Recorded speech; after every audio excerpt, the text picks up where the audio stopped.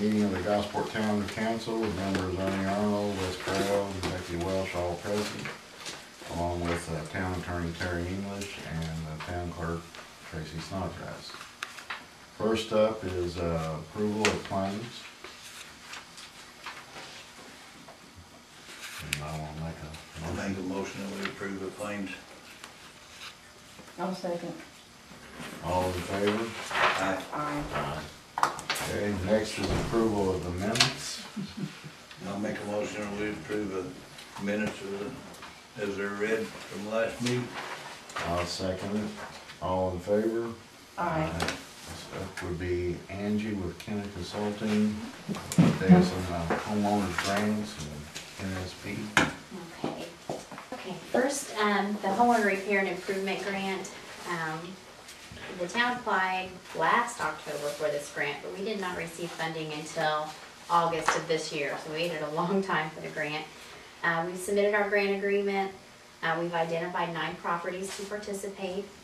We've completed an environmental review and section 106 review. One we're waiting to receive word back. It shouldn't be any issue. It just kind of was a straggler behind the rest. We've inspected 7 properties. We've done risk assessments on 2 homes, and those are to determine if there are any lead hazards in those homes.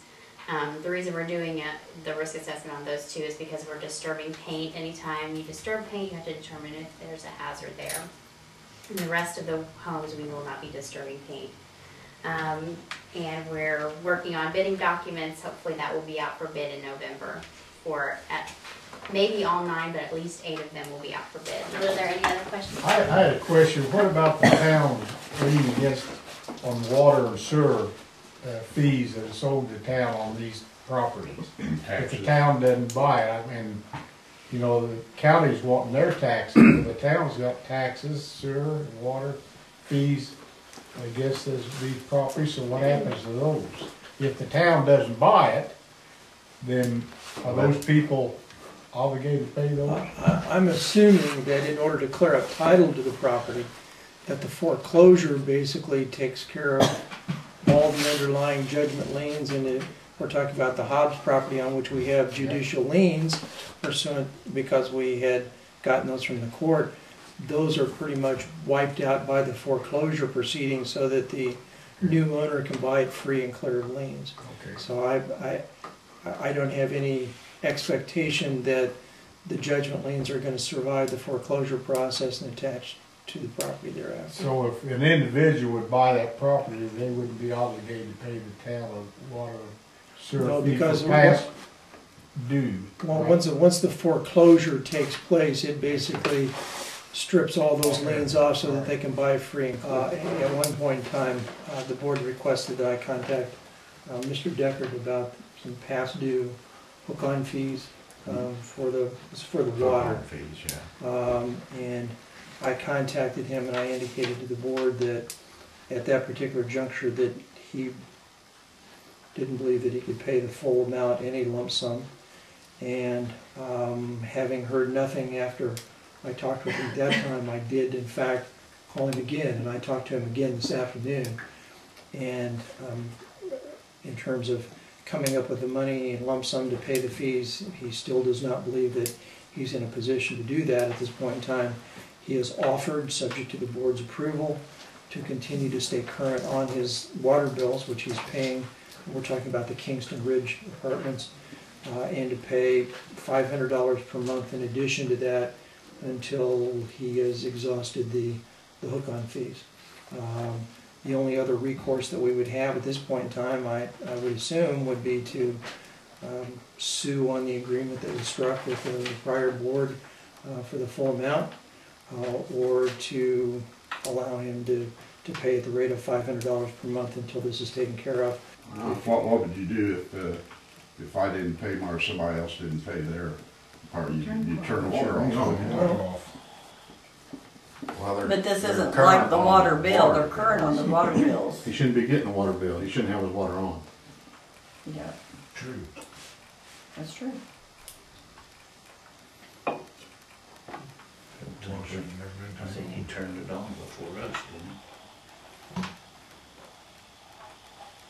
he? Well, if it's the board pleasure that I go back to him and say, come up with the money or we terminate service, I'm happy to do that. Give him so many days and shut him off. That's what I say. Yeah, I say so too. Okay? Okay, now tell me, give me the number of days then. And, I won't pick the number of days. I mean, if you say 30 days, What do you want to Shut off days of 30. Yeah, but that's for the actual bill itself, that's not for the hookup fee. Give him It'll be so, less so than many that. days from tonight. I'll be less for the hookup fees because he shouldn't be getting water bill, period. Give him 100 days, you know, he thinks right, he's gotta get the money together somehow. And make it from today. I would suggest that you go ahead and, if that's in fact what your pleasure is, that you make it 30 days from today, subject to my going back and looking at the agreement to Okay. make sure that that's lawful to do that. I'll make a motion that we give Kingston Ridge 30 days to pay the, I guess that would be the Hookup fees. hookup fees, up to date. Which is 18,000. Whatever, how many, whatever the money figure is there. And then Terry gets to look up the contracts and see that we're legal to do that. And then we shut him off at the end of the 30 days if he has not paid. Okay, I'll second Ernie's motion. All in favor? Aye. Okay, that's the same thing. Okay, we did streets, police.